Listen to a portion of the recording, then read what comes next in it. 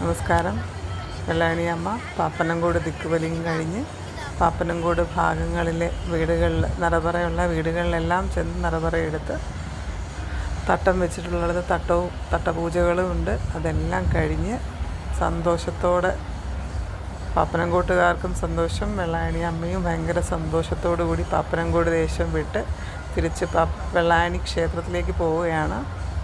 വെള്ളായണിയമ്മ 5 മണിയാവുമ്പോൾ ഇതുവഴി പോകും. നമ്മുടെ NH റോഡ് വഴി വെള്ളായണി ക്ഷേത്രത്തിലേക്ക് പോകും എന്നാണ് ഘോഷയാത്രയായിട്ട് ഞങ്ങൾ ഇവിടെ നിന്ന് വെള്ളായണിയമ്മ സന്തോഷത്തോടു കൂടി അമ്പലത്തിലേക്ക് നമ്മൾ പാപ്പനംകോട്ടുകാർ പറഞ്ഞു വിടുകയാണ്. വെള്ളായണിയമ്മയെ കൂടെ നമ്മളെല്ലാവരും അനുഗമിക്കുന്നുണ്ട്. പറ്റുന്നവരെല്ലാവരും അനുഗമിക്കും.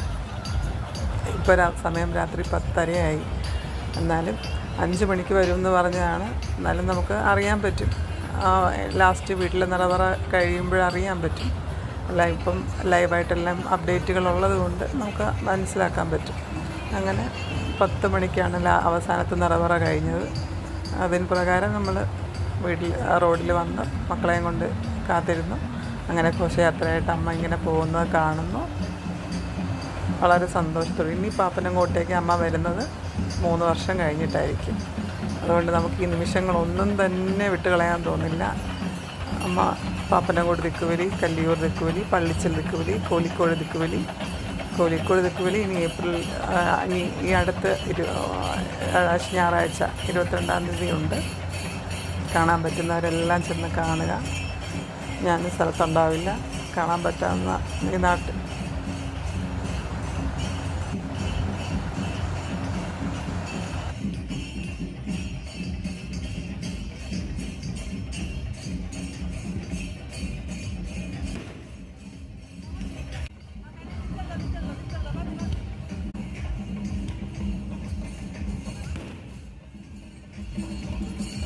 ഇനി കോഴിക്കോട് ദിക്കുവലിയൂടെ കഴിഞ്ഞാൽ ദിക്കുവലി 4 ദിക്കിലും ദേവി ധാരകനെ തേടി 4 ദിക്കിലും പോകുന്നതാണ് ഐതിഹ്യം.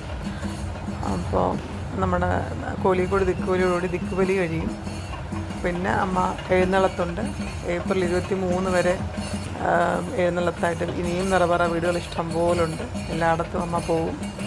23-ാം തീയതി നിലത്തിപ്പോരോടുകൂടി വെള്ളായണിയിലെ ഉത്സവം കഴിയാണ്. വെള്ളായണിയിൽ ഇപ്പോൾ വെള്ളായണിക്കാർക്കിപ്പോൾ ഭയങ്കര സന്തോഷമുള്ളൊരു കാലഘട്ടമാണ്. ഇത്തവണയും വന്ന് കാണാൻ പറ്റിയതിൽ വെള്ളായണിയമ്മയോട് വളരെ നന്ദി പറയുന്നു. നമസ്കാരം.